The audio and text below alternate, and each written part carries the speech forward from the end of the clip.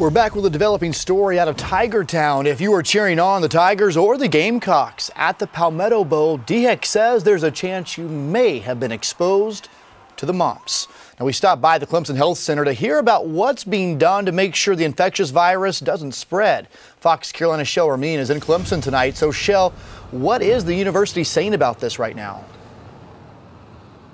Well, they're telling us that one case of mumps was found on this campus, but they can't tell us, of course, if it was a student or staff member at this time. The doctors that I spoke with say that mumps is very rare. There's only about 2,000 in the nation right now, about 20 in this state. But even so, this doctor says it's very contagious. Thousands poured into Death Valley to cheer on their favorite South Carolina teams. You know, I had a bunch of South Carolina fans hooting and hollering at us.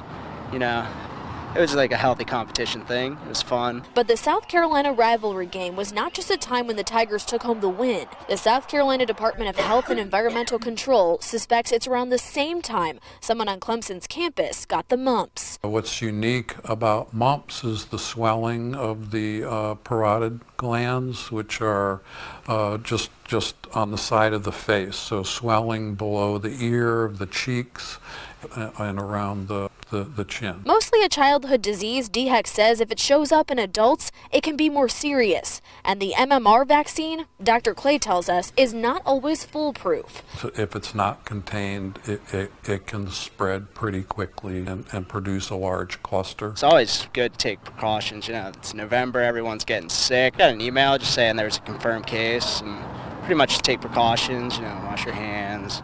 If you're feeling sick, go to Redfern, get tested. Doctors say the mumps make you feel tired like any other infection, but can spread quickly through saliva, coughing, sneezing, and surfaces. Clemson and Tri-County Technical College are pushing out warnings to all campuses.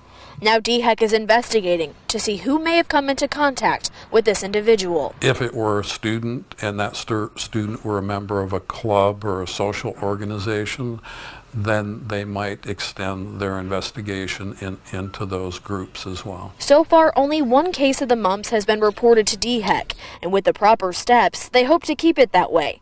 Symptoms can pop up in just 14 days after being exposed. And there are some people in the community who may not have been sufficiently immunized, so that gives the virus an opportunity to spread.